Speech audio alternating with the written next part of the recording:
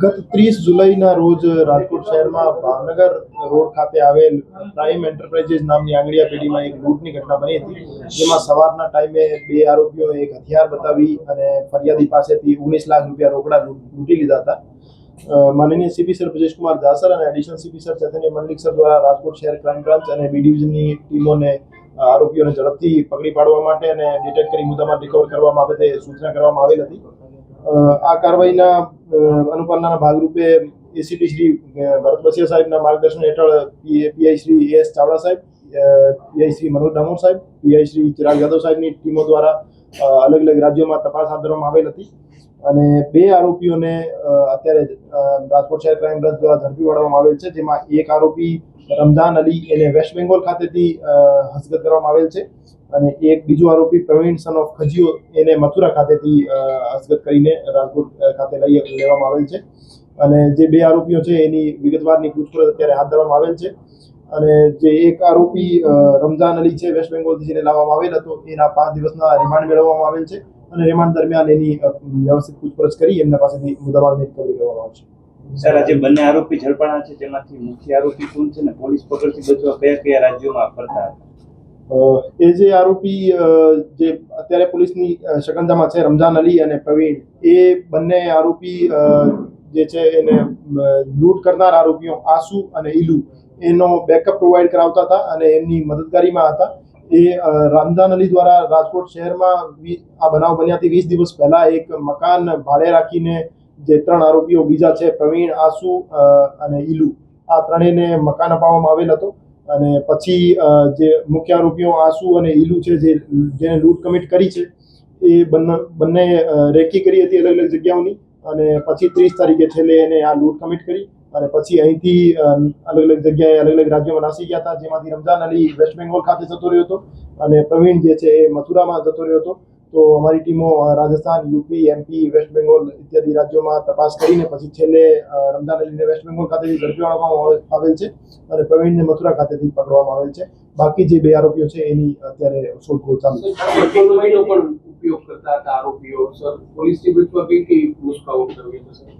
આરોપીઓએ ચોરીની બાઇક અહીંયા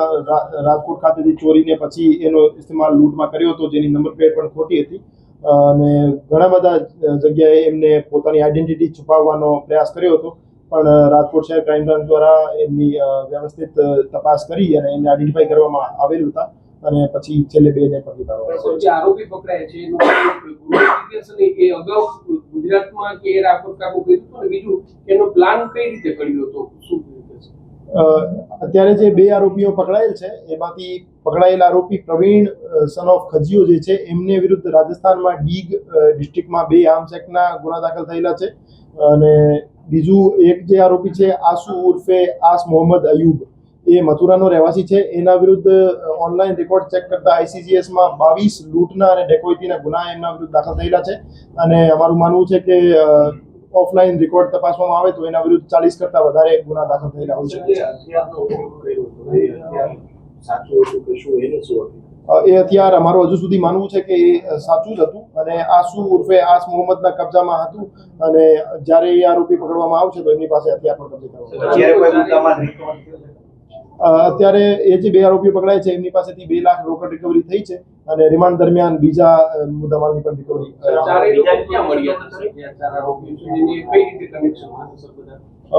જે આરોપી રમઝાન અલી ઉર્ફે રાજુ સન ઓફ કુરબાન અલી શેખ છે એ મૂળ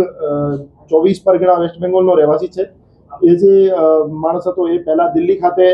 ઇમિટેશન જ્વેલરીમાં કામ કરતો હતો અને અહીંયા છેલ્લા 3 મહિનાથી 3.5 મહિનાથી રાજકોટ ખાતે કામ કરતો હતો અને દિલ્હીમાં જ્યારે એ કામ કરતો હતો ત્યારે આસુ ઉર્ફે આસ મોહમ્મદ અને બીજા જે પ્રવીણ અને ઈલુ એ ત્રણેય આરોપીઓ એમના સંપર્કમાં આવ્યા હતા અને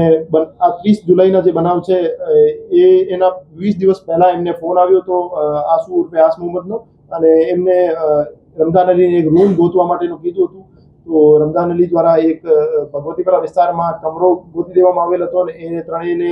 અહીંયા રાખવામાં આવેલ હતા અને પછી 4 આરોપીઓએ મળીને કેવી રીતે લૂંટ કમિટ કરવી અને આખા યોજના ઘડી હતી અને પછી રેકી કરીને 30 તારીખે છેલ્લે આ એક્ઝિક્યુટ કર્યો. સર, આ બે લોકો જે લૂંટ કરનાર બે ફરાર છે, આ બે લોકોનો રોલ શું હતો? કારણ કે સીસીટીવીમાં જે દેખાણા નહોતું, એ લોકોની ભૂમિકા કયા પ્રકારની હતી? લૂંટ કમિટ કરવામાં એ જે બે આરોપીઓ છે રમઝાન અલી અને પ્રવીણ, એમની કોઈ ડાયરેક્ટ ઇન્વોલ્વમેન્ટ નહોતું. એ આખું પાછળની પ્લાનિંગ અને અહીં લોકલ સપોર્ટ આરોપીઓને પ્રોવાઈડ કરાવવાનો અને એને જે જરૂરી સુવિધાઓ છે પૂરી પાડવાની, જેમ કે બાઇક છે અથવા એમનો મકાન છે અથવા એમને કોઈ દવા ભોજનની જરૂરિયાત હોય, એ બધી વસ્તુઓ જે એમને પૂરી પાડવાનું કામ કરવામાં આવતું હતું એ રમઝાન અલી અને બાકી પ્રવીણ દ્વારા કરવામાં આવતું હતું. અને જે લૂંટ કમિટ કરી હતી એ આસુ ઉર્ફે આસ મોહમ્મદ અને ઈલુ દ્વારા લૂંટ કમિટ કરવામાં આવી હતી. જે રીતે મેં પહેલા બતાવ્યું એમાં રમઝાન અલી દિલ્હી ખાતે કામ કરતું હતું, ત્યારે દિલ્હીમાં એ ત્રણેય વ્યક્તિઓ એમની કોન્ટેક્ટમાં આવ્યા હતા. પછી રમઝાન અલી છેલ્લા 3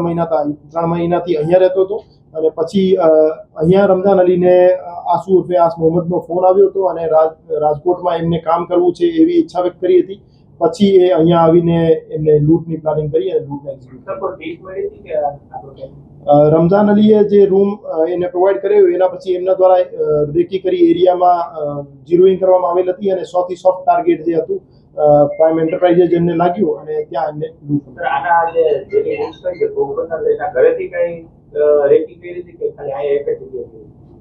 ના, એમને ઘણી બધી જગ્યાએ બે આરોપીઓ જે આસુ અને ઈલુ હતા એને ઘણી બધી જગ્યાએ રેકી કરી હતી 20 દિવસ દરમિયાન અને સૌથી સોફ્ટ ટાર્ગેટ એમને જે લાગ્યું પ્રાઇમ એન્ટરપ્રાઇઝેસ, ત્યાં એમને છેલ્લે લૂંટ કમિટ કરી. એ જે મકાન માલિક છે એને વગર કોઈ આધાર પુરાવા વગર કોઈ આઈડી કાર્ડ એ મકાન ત્રણેય આરોપીઓને ભાડે આપ્યો હતો. તો એના માટે માનનીય સીપી સરનું એક જાહેરનામું છે જેમાં ભાડુઆતની નોંધણી કરાવવી પોલીસ સ્ટેશનમાં જરૂરી છે. તો મકાન માલિક જે ભાડે આપનાર છે એને એના વિરુદ્ધ એક જાહેરનામા ભંગનો અલગથી ગુનો દાખલ કરવામાં આવશે.